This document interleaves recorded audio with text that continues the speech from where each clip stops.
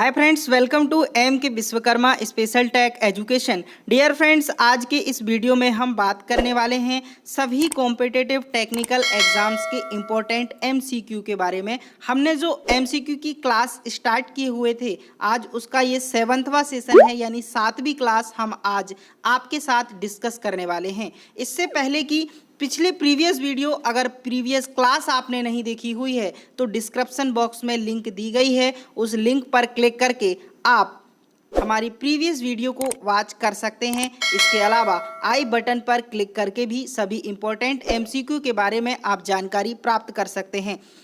तो dear friends, अगर अभी तक आपने वीडियोस को लाइक नहीं किया हुआ है तो लाइक कर दीजिए, और अगर आप चैनल पर नए हैं तो सब्सक्राइब जरूर कर लीजिए, ताकि इसी प्रकार के मोस्ट इंपॉर्टेंट वीडियोस हम आप तक पहुंचाते रहें। तो चलिए हम क्लास स्टार्ट करते हैं। आपका 120 नंबर क्वेश्चन है, the use of sine bar is based on function, यानी साइन बार का उपयोग खालिस्तान कार्य पर आधारित होता है। जो आपका साइन बार है उसके उपयोग के बारे में पूछा गया है कि साइन बार का उपयोग किस कार्य पर आधारित होता है। आपको यहाँ पर ऑप्शन दिए गए हैं, ट्रिगोनोमेट्रिक यानी त्रिकोणमितीय, अलजेब्रिक यानी बीजगणितीय, जियोमेट्रिकल यानी ज्यामितीय, और स्टैटिकल यानी सांख्यिकीय। तो डियर फ्रेंड्स, बात करें हम साइन बार के बारे में, तो साइन बार का जो उपयोग होता है त्रिकोणमितीय कार्य पर आधारित होता है, जो कि हमें ऑप्शन नंबर ए में दिया गया है, यानी ऑप्शन नंबर ए यहाँ पर करेक्ट हो जाएगा।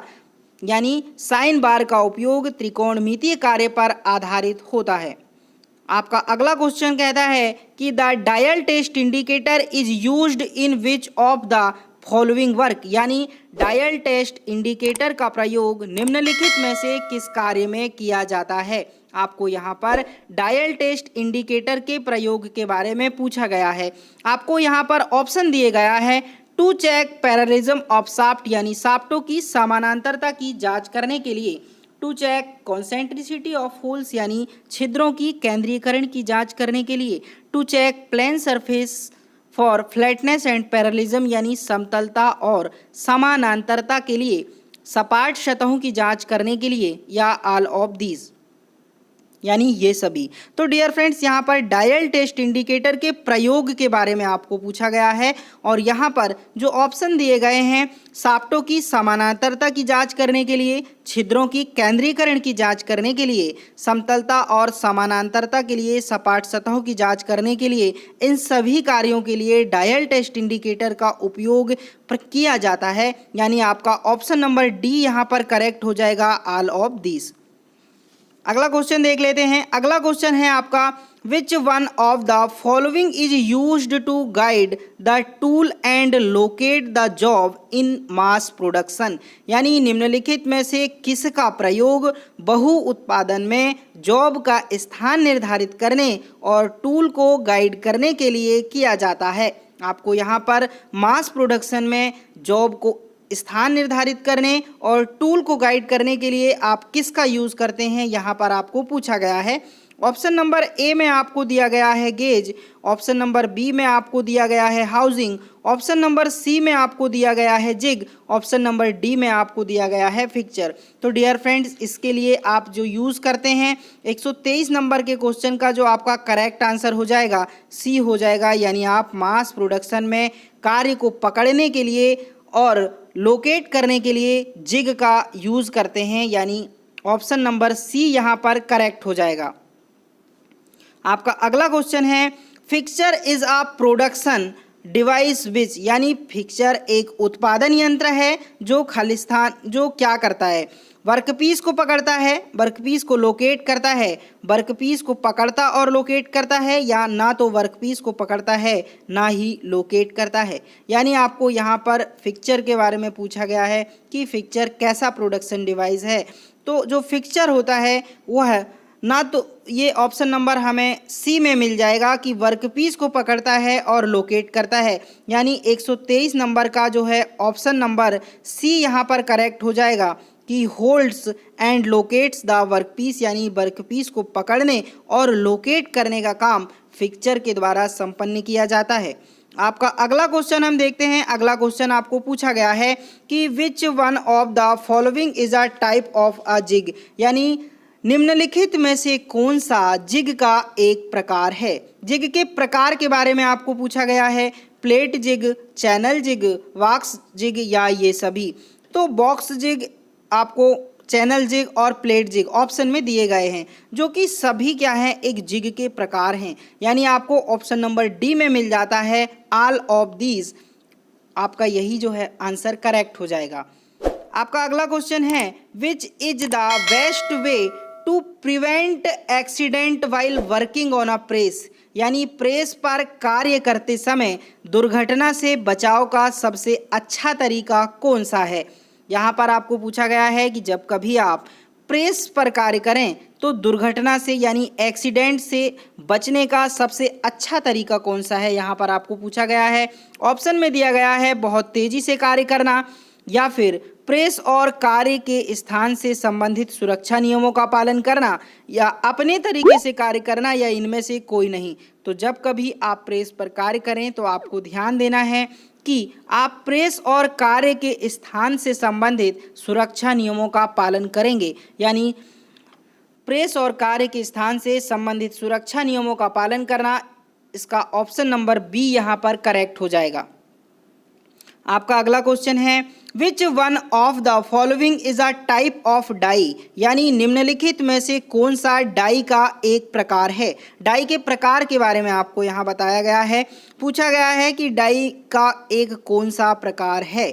आपको यहाँ पर ऑप्शन दिया गया है progressive die, inverted die, compound die या ये सभी। तो यहाँ पर 126 नंबर का जो ऑप्शन है, जो क्वेश्चन है, उसका करेक्ट आंसर हो जाएगा डी, यानी ये सभी डाई के एक प्रकार के अंतर्गत आते हैं। यानी हमारा करेक्ट आंसर 126 नंबर का डी ऑप्शन हो जाएगा, जो कि करेक्ट हो जाएगा।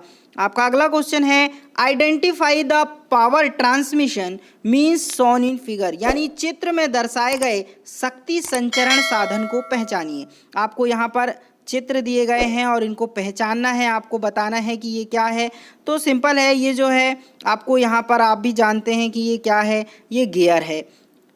तो ऑप्शन हमें अलग अलग दिया गया, ऑप्शन दिया गया क्लच है, कपलिंग है या बेल्ट है। तो आपको ये बताना है कि ये क्या है। तो आपको सिंपली ए नंबर पे सही जवाब देना है कि ये गियर हैं। आपका अगला क्वेश्चन देख लेते हैं। अगला क्वेश्चन है विच of the following is a type of broaching? यानी निम्नलिखित में से कौन सा ब्रोचिंग का एक प्रकार है?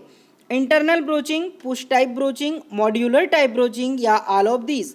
यानी आपको यहाँ पर ब्रोचिंग के एक प्रकार के बारे में बताना है और दिए गए सभी विकल्प ब्रोचिंग के प्रकार के अंतर्गत आते हैं। यानी ब्रोचिंग इंटरनल ब्रोचिंग भी होती है, पुश टाइप की ब्रोचिंग भी होती है और मॉड्यूलर टाइप की ब्रोचिंग भी होती है। यानी आपके ऑप्शन नंबर जो डी है यहाँ पर करेक्ट हो जाएगा all of these.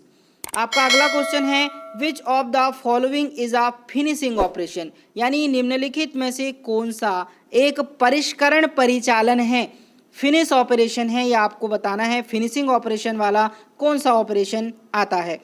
Drilling, milling, turning या लैपिंग? तो बात करें हम फिनिशिंग ऑपरेशन के बारे में, तो यहाँ पर हमको ऑप्शन नंबर डी मिल जाता है, जो कि फिनिशिंग ऑपरेशन के अंतर्गत आता है। यानी 129 नंबर का क्वेश्चन का करेक्ट आंसर डी यानी लैपिंग हो जाएगा।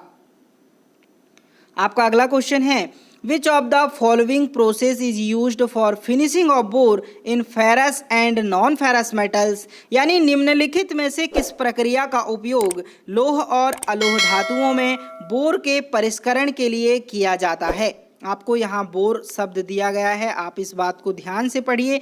ऑप्शन में आपको दिया गया है, ऑप्शन अलग अलग आपको दिए गए हैं। तो यहाँ पर ऑप्शन देख लीजिए, वफिंग दी गई है, मिलिंग दी गई है, होनिंग दी गई है और टर्निंग दी गई है।